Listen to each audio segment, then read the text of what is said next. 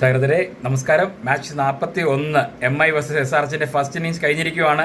നമ്മൾ പറഞ്ഞ പോലെ 230+ സ്കോറിന് ആയിട്ട് കാണുമെന്ന് പറഞ്ഞാൽ 243 for 5 എന്ന സ്കോറിൽ തന്നെയാണ് മുംബൈ എത്തിയിരിക്കുന്നത്. അസാധ്യമായ സ്കോർ തന്നെയാണ്. പക്ഷേ നേരത്തെ ഞാൻ പറഞ്ഞ പോലെ പിടിച്ചോണ്ട് ഞാൻ പറഞ്ഞ കൊന്നോണ്ട് പറഞ്ഞ ടീമാണ് SRHനുള്ള. എന്ത് ചെയ്യുമെന്ന് അറിഞ്ഞൂടാ. എന്തായാലും നമ്മുടെ വിൽ ജാക്സും റിക്കറ്റിനോടുള്ള ഓപ്പണിംഗ് പാർട്ണർഷിപ്പ് പൊളി.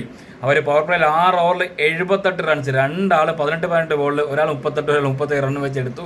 അത് സൂപ്പർബായിരുന്നു. വിൽ ജാക്സ് 46 റൺസ് 22 ബോളിൽ 5 4ഉം 3 6ഉം. റിക്കൽട്ടൺ 55 ബോളിൽ 123 നോട്ട് ഔട്ട്, 10 4ഉം 8 6ഉം പൊളിച്ചു. പക്ഷേ ഇതിനിടയ്ക്ക് ഇത് കഴിഞ്ഞിട്ട് നമ്മുടെ വിൽ ജാക്സ് ഔട്ടായതിനു ശേഷം വന്ന സൂര്യകുമാർ യാദവ് 5 ബോൾ 5ഉം, നവൻദീർ ഒരു 22 റൺസ് 17 ബോളും, അതായത് രണ്ടിനും കൂടി ചേർത്ത് 22 ബോൾ 27 റൺസ് എടുത്തൊന്ന് മാച്ച് ഒന്ന് സ്ലോ ആക്കാൻ നോക്കിയില്ലേ, അല്ലെങ്കിൽ 270+ പോകേണ്ട സ്കോറാണ്. കാരണം ഒരെണ്ണിൽ നിന്ന് അടിച്ചുകൊണ്ടേ ഇരിക്കുവാണ്. അതിനുശേഷം വന്ന് നമ്മുടെ ഹർദിക് പാണ്ഡ്യ ഇന്ന് 31 റൺസ് എടുത്തിട്ടുണ്ട്, 15 ബോളിൽ 2 4ഉം 2 6ഉം. തിലക് വർമ്മ 5 ബോളിൽ 7 റൺസ് 1 6. എന്നിങ്ങനെയാണ് സ്കോറേഴ്സ്. എന്തായാലും അടിപൊളിയായിരുന്നു. ഇഷാം മല്ലിക വേറിട്ടെന്ന് കേട്ടോ. 4 ഓവറിൽ 29 റൺസിന് ഒരു വിക്കറ്റ് എടുത്തായിരുന്നു. ആദ്യത്തെ 3 ഓവറും വൻ പൊളിയായിരുന്നു.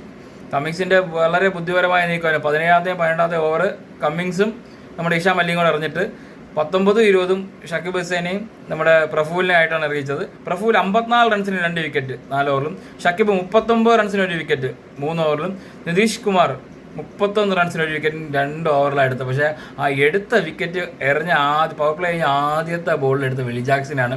അതൊരു ഗെയിം ചേഞ്ചിങ് മൊമെൻ്റ് ആയിരുന്നു. അല്ലെങ്കിൽ ആ ഒരു രീതി അവർ കളിച്ച് പോകുകയാണെങ്കിൽ 280 അതിനൊക്കെ തന്നെ പോകുമെന്ന് വിചാരിച്ചേനെ. കമ്മിങ്സ് വിക്കറ്റ് ഒന്നും കിട്ടില്ലെങ്കിൽ 39 റൺസ് എന്തെങ്കിലാണ് ഇരിക്കുന്നത്. അപ്പം പിടിച്ചോണ്ട് ഞാൻ പറഞ്ഞാൽ കൊന്നോണ്ട് വരുന്ന ടീമായ SRH എന്ത് ചെയ്യുമെന്നറിയില്ല. ഇന്നെങ്കിലും ദൈവമേ, ഗുരുവായ കർത്താവേ, ബുംറ ഫോം ആവണേ.